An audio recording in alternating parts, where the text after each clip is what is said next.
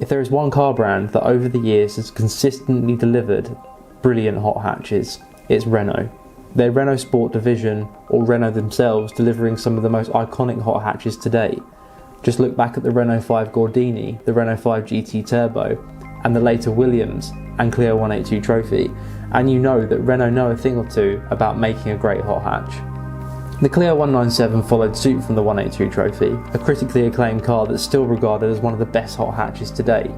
The 197 was also Renault's first attempt at a Mark III Clio RS, and it was later followed by revised, improved, better cars such as the Clio 200 and ultimately the Clio 200 Radar. So where does that leave the 197 today, and how does it compare to its predecessors?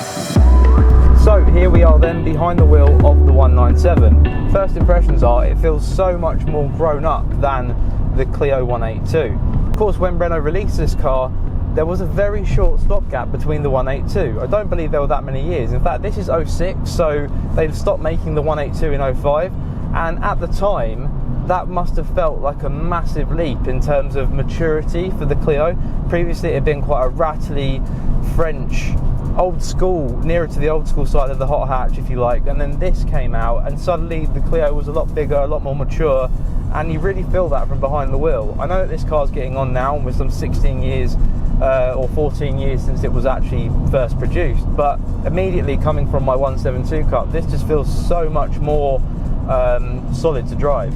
That translates into the way that the steering feels. Now I know that some people say that the steering feels slightly artificial.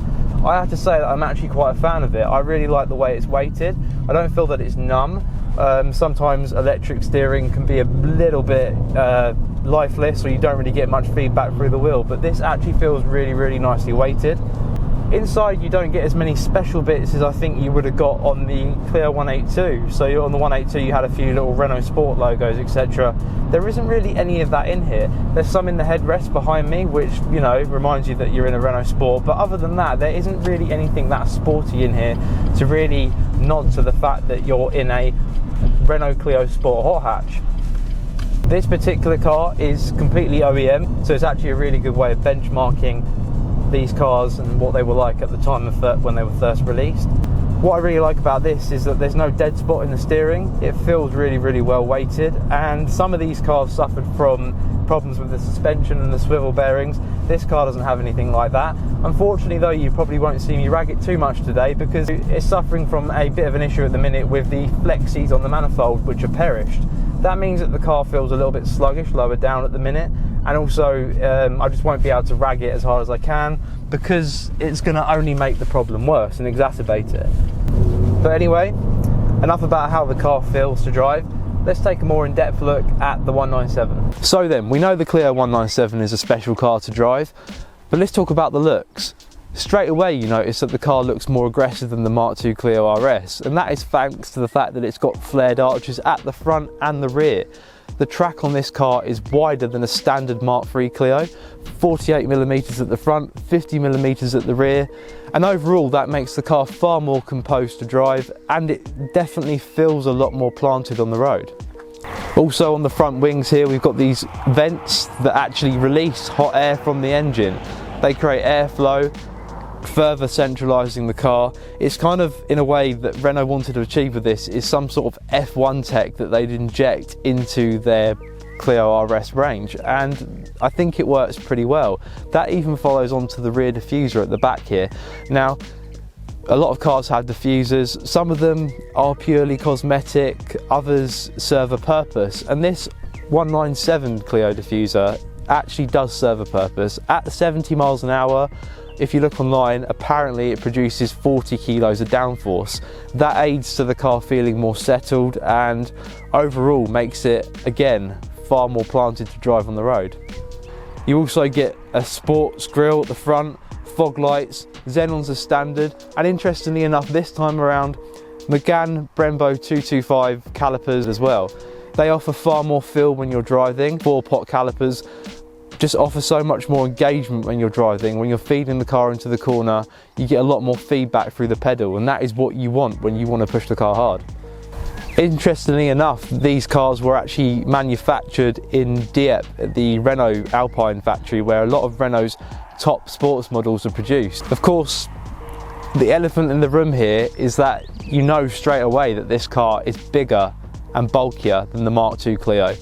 Now, kind of a little of a letdown is that Renault only added 15 horsepower to this car, but they added 150 odd kilos. Doesn't really weigh up, and that does mean that the Mark II Clio RS, when you drive it, even in standard trim, feels a lot pokier. That's one thing that I've noticed straight away, is that the Mark III Clio, particularly the 197, it shares the same engine, it's slightly revised. Renault managed to get a little bit more power out of it, but they also added a whole lot more weight. And in the car that doesn't weigh a lot, and that is famed for being nimble and light on its toes, if you like, that does make a difference, and you do notice it.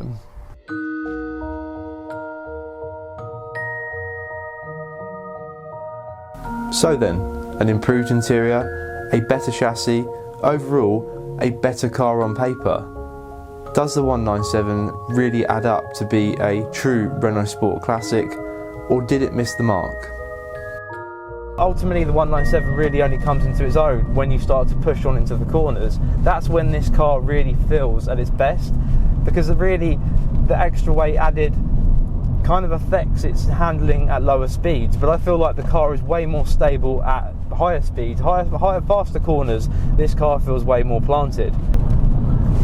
I really like the way this feels. I mean, this car is on budget tyres, but don't be fooled, it really, really is a solid little car. There's nothing overly complicated about this, which is what I love. It's just simple, pure driving enjoyment.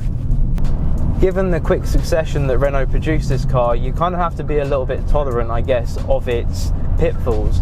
One of them is that it doesn't feel as quick as the 182, granted, but that doesn't really matter when you begin to push on. A bit like the Megane that I had previously on the channel, the R26, that really only came into its own when you put your foot down in the corners, and the 197 is very similar.